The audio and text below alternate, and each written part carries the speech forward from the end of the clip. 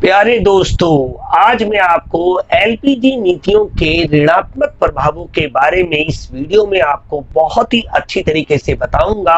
यानी मैं आज आपको एलपीजी नीति की लिमिटेशन यानी सीमाओं के बारे में बताऊंगा कि जो एलपीजी नीति अपनाई गई 1991 में उसने भारतीय अर्थव्यवस्था पे किस प्रकार के ऋणात्मक प्रभाव डाले। ये मैं आज का हमारा टॉपिक है। अगर आज का वीडियो आप अंत तक देखते हैं तो यकीन मानिए दोस्तों, आपको इसके ऋणात्मक प्रभाव को बहुत ही सरल शब्दों में और बहुत ही आसानी से मैं आपको समझाऊंगा। और इससे पहले मैं दोस्तों ये सारे के सारे टॉपिक पढ़ा चुका हूं। अगर आप देखना चाहते हैं तो आई बटन पे और डिस्क्रिप्शन में मैंने दोनों जगह पे लिंक दे दिया है प्लेलिस्ट का, आप वहां पे जाके देख सकते हैं। तो चलिए आज का वीडियो हम स्टार्ट करते हैं। और दोस्तों वीडियो अच्छा लगने पर इसे लाइक करना, शेयर करना और अगर चैनल पे पहली बार आए हैं तो हमें सब्सक्राइब करना तो बिल्कुल भी ना भूलें। तो चलिए अब फाइनली हम वीडियो को स्टार्ट करते हैं। और सबसे पहले मैं आपको संक्षिप्त रूप में ये बता देता हूं कि आखिर एलपीजी नीति का मतलब क्या है। देखिए, एल का यहाँ पे मतलब है उदारीकरण। उदारीकरण उदारीकरण का मतलब होता है उद्योगों को स्वतंत्रता दे देनी। यानी जो सरकार के द्वारा जो भौतिक प्रतिबंध लगाए जाते हैं और जो कई प्रकार के प्रतिबंध लगाए जाते हैं औद्योगिक क्षेत्र पर, उससे उसे मुक्ति दे देना। यानी जो लाइसेंस होता है उसे खत्म कर देना, यानी उद्योगों को स्वतंत्रता दे देना। उसी चीज को हम क्या कहते हैं? उदारीकरण कहते हैं। इसके बाद आता है पी का मतलब है निजीकरण। निजीकरण का मतलब क्या हो गया दोस्तों कि जो सार्वजनिक उद्यम थे जो 1950 से लेकर 1990 तक बहुत ही ज्यादा घाटे में आ गए थे, उन्हें निजी हाथों में सौंप देना ताकि वे उसका स्वामित्व प्राप्त कर सके और उसका प्रबंध भी कर सके दोस्तों। इसके बाद आता है जी। भाई जी का मतलब क्या है हमारा? बहुत ही सिंपल सी बात है। जी का मतलब है वैश्वीकरण। यानी वैश्वीकरण का मतलब अगर मैं कहूं सरल शब्दों में कि भारतीय अर्थव्यवस्था को संपूर्ण विश्व की अर्थव्यवस्था के साथ जोड़ देना। यानी वैश्वीकरण का अगर हम ऐसे भी मतलब निकाल सकते हैं कि पूरे विश्व को आर्थिक एकीकरण कर देना ताकि उनके बीच में आर्थिक निर्भरता बढ़े, जिससे व्यापार, श्रम, पूंजी का स्वतंत्र निर्वाह हो, यानी एक दूसरे से व्यापार करें। तो ये जो आर्थिक नीति थी 1991 में अपनाई गई मेरे दोस्तों, क्योंकि 1950 से लेकर 1990 तक जो आर्थिक नीतियां थी उनमें कई प्रकार की खामियां थी। उन्हीं खामियों को दूर करने के लिए हमने नई आर्थिक नीति अपनाई जिसे हम शॉर्ट में एलपीजी नीति कहते हैं। इसके सकारात्मक प्रभाव भी पड़े भारतीय अर्थव्यवस्था में, इसके नकारात्मक प्रभाव भी पड़े। इससे पहले मैं आपको सकारात्मक पढ़ा चुका हूं। आज मैं एलपीजी नीति की सीमाओं पे बात करूंगा, यानी इसकी क्या हानियां रही, क्या अवगुण रहे। तो एक एक करके हम पॉइंट को पढ़ते हैं। पहले एक बारी देख लेते हैं कि कितने, देखिए कई सारे नकारात्मक प्रभाव थे, बट यहाँ पे मैं आपके साथ डिस्कस करूंगा जो कि इंपॉर्टेंट थे। सबसे पहला था कृषि की अवहेलना। कृषि की अवहेलना पहला पॉइंट बहुत ही इंपॉर्टेंट था।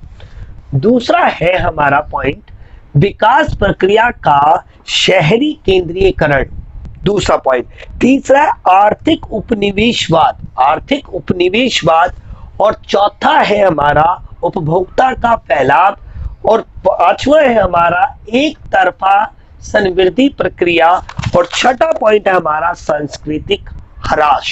तो ये जो 6 पॉइंट है ये एलपीजी नीतियों के प्रमुख या मुख्य आप सीमाएं समझ सकते हैं, अवगुण समझ सकते हैं, जो कि मोस्ट इंपॉर्टेंट है। तो एक एक करके मैं आपको समझाता हूं। सबसे पहले एलपीजी की अवहेलना। देखिए सॉरी, कृषि की अवहेलना मतलब क्या होता है? अवहेलना का मतलब होता है नजरअंदाज करना, नजरअंदाज करना या ध्यान नहीं देना। क्योंकि दोस्तों आप ये बात जानते हैं कि ये जो एलपीजी की नीति आई ये कहां से आई है? पश्चिमी देशों से आई है, यानी अमेरिका से आई है। अगर आप मुख्य रूप से कहूं तो अमेरिका की आर्थिक नीति को आप समझ सकते हैं, क्योंकि वो पूंजीवाद को बढ़ावा देते थे। पूंजीवाद में दोस्तों औद्योगिक क्षेत्र जो कि द्वितीयक क्षेत्र होता है उस पर ज्यादा फोकस किया जाता है, ना कि प्राथमिक क्षेत्र कृषि पर किया जाता है। जिसके वजह से जैसी एलपीजी नीति को 1991 में अपनाया गया तो कृषि की अवहेलना की गई। यानी कृषि का जो पहले भारतीय सरकार कृषि पर जो बहुत ज्यादा ध्यान देती थी, क्योंकि भारत क्या है, एक ग्रामीण देश है, या फिर हम कहें कि कृषि प्रधान देश है। यहाँ पे 70% या मोर देन 70% जो यहाँ की जनता है वो कृषि से अपनी क्या प्राप्त करती है, जीविका प्राप्त करती है। पर नई आर्थिक नीति के बाद कृषि की अवहेलना हुई, यानी इस तरफ ध्यान नहीं दिया गया। यहाँ पे मैंने कुछ इंपॉर्टेंट पॉइंट्स लिखे हैं जिससे ये चीज और अच्छी तरीके से आपको क्लियर होगी। मैं एक एक करके आपको पढ़ता हूं और आपको समझाता हूं, बस वीडियो में आप अंत तक जरूर बने रहे, मैं आपको बहुत अच्छी तरीके से समझाऊंगा। देखिए, जीडीपी में वृद्धि मुख्य रूप से औद्योगिक क्षेत्र के पर्याप्त विकास के कारण संभव होती है। ये बात तो आप अच्छी तरीके से जानते हैं कि जो कृषि होती है वो भगवान भरोसे ज्यादा होती है, क्योंकि अच्छी वर्षा का मतलब होता है अच्छी पैदावार और बुरी वर्षा का मतलब होता है बुरी पैदावार, यानी कम उत्पादन होना। तो देखिए, अगर आप सही मायनों में देखें कि जो सकल घरेलू उत्पाद होता है किसी भी देश का, अगर उसमें हमने वृद्धि करनी है तो मुख्य रूप से तो हम औद्योगिक क्षेत्र पर ही निर्भर करते हैं, क्योंकि उस पे औद्योगिक क्षेत्र जो होता है वो भगवान पर या फिर वर्षा पर निर्भर नहीं होता। आप इस बात को समझिए, इसलिए ये मैंने पॉइंट आपको लिखा है। नेक्स्ट हमारा पॉइंट है, एलपीजी नीतियों के कारण ध्यान का केंद्र कृषि से उद्योग की ओर विवर्तित हो गया, यानी मतलब ट्रांसफर हो गया। यानी जैसी एलपीजी नीति अपनाई गई, यहाँ पे एलपीजी में उदारीकरण है जो कि उद्योगों के लिए इंपॉर्टेंट है, पी मतलब निजीकरण जो अगेन उद्योगों से रिलेटेड है, और वैश्वीकरण भी हमारा उद्योगों से ही रिलेटेड है। तो मुख्य तौर से अगर हम कहें कि एलपीजी नीतियां जो थी वो औद्योगिक क्षेत्र पर या फिर सेवा क्षेत्र पर ज्यादा फोकस करती थी, यानी द्वितीयक क्षेत्र पर और तृतीयक क्षेत्र पर ज्यादा फोकस करती थी, ना कि प्राथमिक क्षेत्र यानी कृषि पर करती थी। इसलिए यहाँ पे ऐसा लिखा गया है, जिससे कृषि की विकास दर को एक धक्का लगा। देखिए, आप जानते हैं कि 1950 से लेकर 1990 तक जो मुख्य फोकस रहा वो रहा कृषि पर, क्योंकि आप जानते हैं 1966 में और 1969 में हमारी हरित क्रांति आई, जिससे विकास की, जिसमें कृषि की पैदावार को, उत्पादन को और उत्पादकता को दोनों ही को ही बहुत ज्यादा बढ़ा दिया था। परंतु दोस्तों, जैसे ही हमने नई आर्थिक नीति अपनाई एलपीजी की, उसका ध्यान ज्यादा फोकस कहां था, उद्योगों की तरफ था, सेवा क्षेत्र की तरफ था। इसलिए दोस्तों, जो कृषि की जो विकास दर थी उसमें क्या आई, कमी आ गई, क्योंकि जो कृषि करने वाले लोग भी थे वो कृषि छोड़कर औद्योगिक क्षेत्र में पलायन करने लगे थे।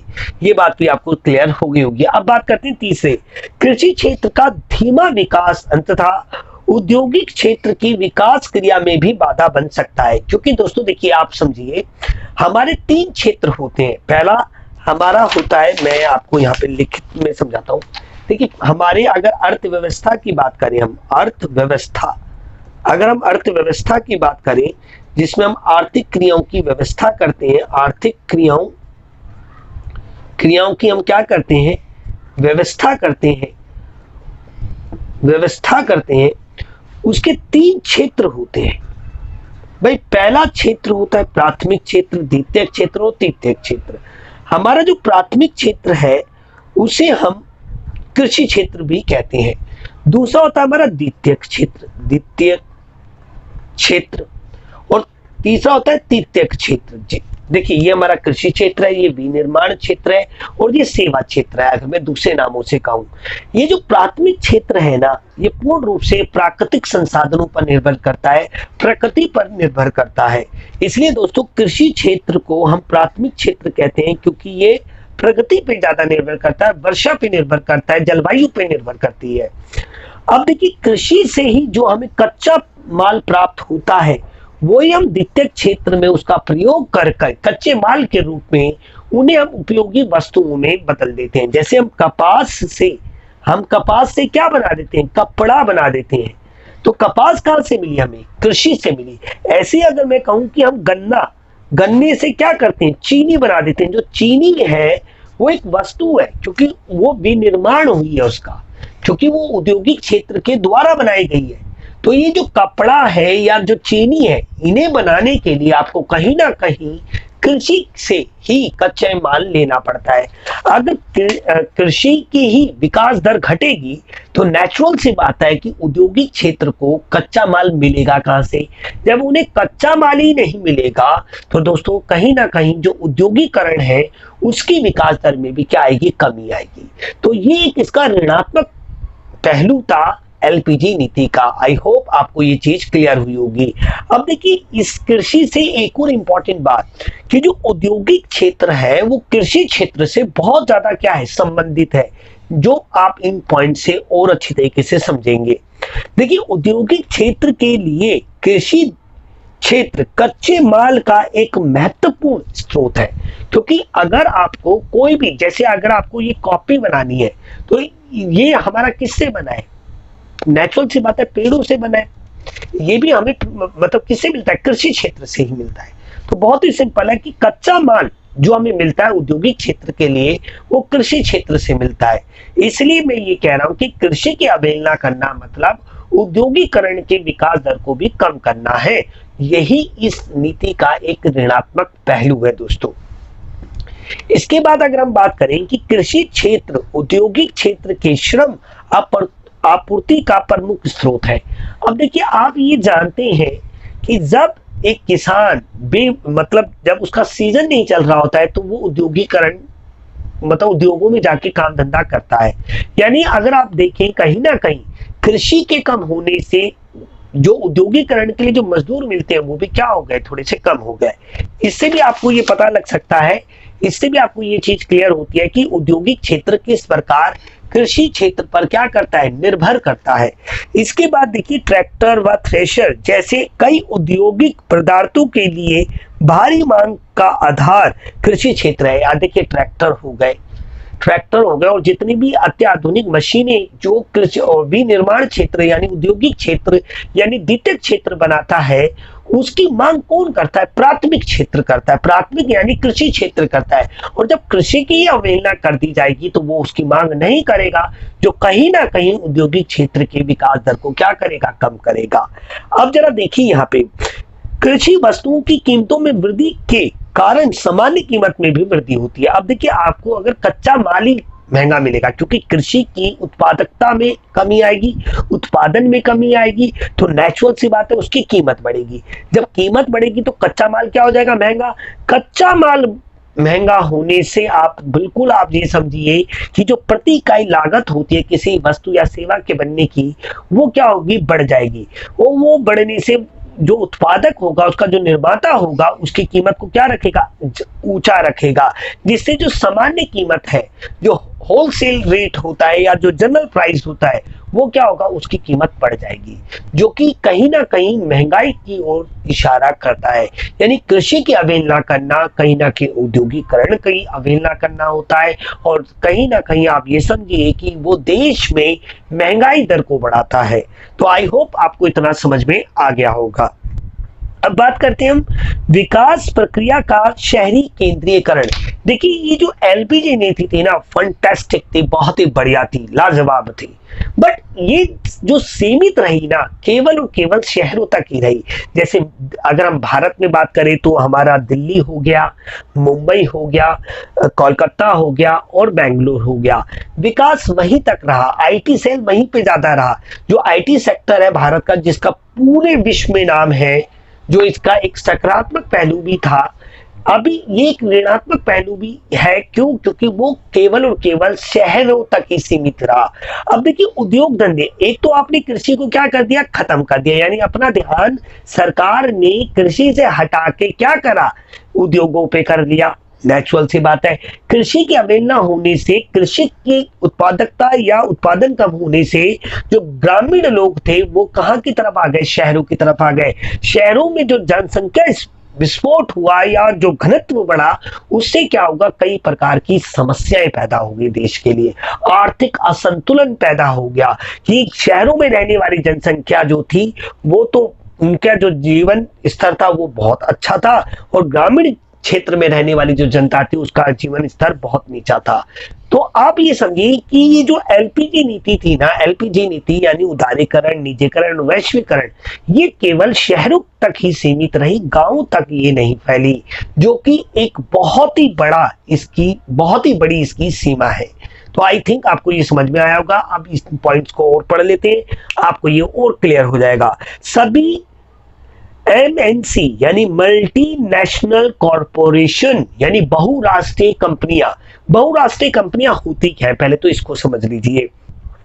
देखिए, बहुराष्ट्रीय कंपनियां उन कंपनियों को कहते हैं जो दो या दो से अधिक राष्ट्रों के मिलकर बनाई जाती है। जैसे कि आपने देखा होगा बहुत बड़ी बड़ी कंपनियां हैं जो बहुराष्ट्रीय कंपनियां कहलाती हैं इंडिया में, जो जिनका वर्चस्व है, आप ऐसे कह सकते हैं। नेस्ले हो गई, रिलायंस हो गया, ये क्या है, ये इनका वर्चस्व है। हिंदुस्तान लीवर हो गया आज के डेट में भारत में।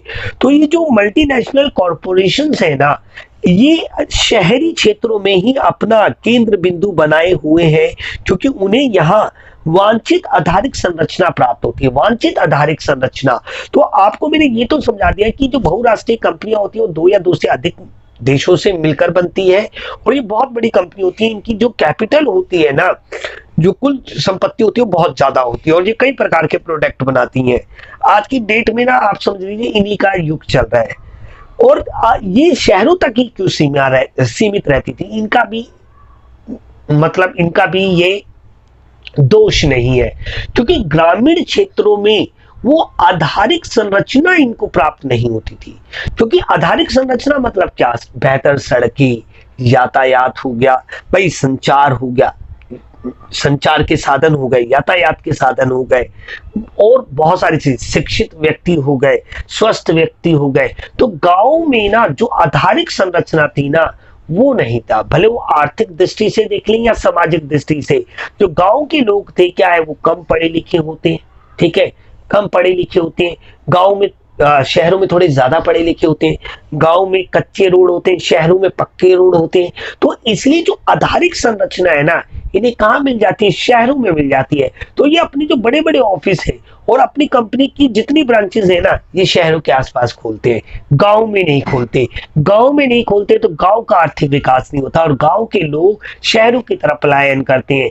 आर्थिक असंतुलन पैदा हो जाता है दोस्तों देश में, जो कि गलत बात है। ये एक इसका ऋणात्मक प्रभाव था। इसके बाद अगर हम बात करें आर्थिक उपनिवेशवाद। आर्थिक उपनिवेशवाद क्या है? उपनिवेशवाद का मतलब, जैसे कि आप जानते हैं कि भारत सरकार ने 1947 में ब्रिटिश सरकार से क्या प्राप्त की थी, स्वतंत्रता प्राप्त की थी। उससे पहले वो क्या कर रहे थे, भारत का आर्थिक उपनिवेशवाद कर रहे थे। यानी वो भारत के संसाधनों को यहां से जल मार्ग के माध्यम से, समुद्री मार्ग से अपने शहरों में ले जाते थे, इंग्लैंड में ले जाते थे, यानी ब्रिटेन में ले जाते थे, वहां पे बनाते थे और भारत में लाके उसे दुगने दामों में बेचते थे। तो अब भले वो ब्रिटिश शासन से हमें आजादी मिल गई है, बट ये वैश्वीकरण की जो नीति है, जिसमें अब जो मल्टीनेशनल कंपनीज हैं उनके लिए हम व्यापार की अनुमति और पूंजी की अनुमति और श्रम की अनुमति, हमें किसी प्रकार का मुक्त व्यापार है, खुली अर्थव्यवस्था हमने बना दी वैश्वीकरण के कारण। उससे क्या हुआ, एक तरीके से देखा जाए जो अमीर देशों की बड़ी बड़ी कंपनियां हैं ना, वो इनडायरेक्टली वे में गरीब देशों को गुलाम बनाए हुए हैं। तो भारत में भी आप देख सकते हैं कि कितनी बड़ी बड़ी कंपनियां जो भारत की नहीं है, चीनी कंपनी है, कोरियन कंपनी, अमेरिकन कंपनीज है, जिनका भारत में एक तरफ मतलब उनका कोई कंपटीशन ही नहीं है, क्योंकि वो इतनी सस्ती वस्तुएं उपलब्ध करा देती हैं। आप चाइना का एग्जांपल ले सकते हैं कि चाइना की जो कंपनियां हैं वो भारत में क्या करती है, वर्चस्व है उनका। कैसे?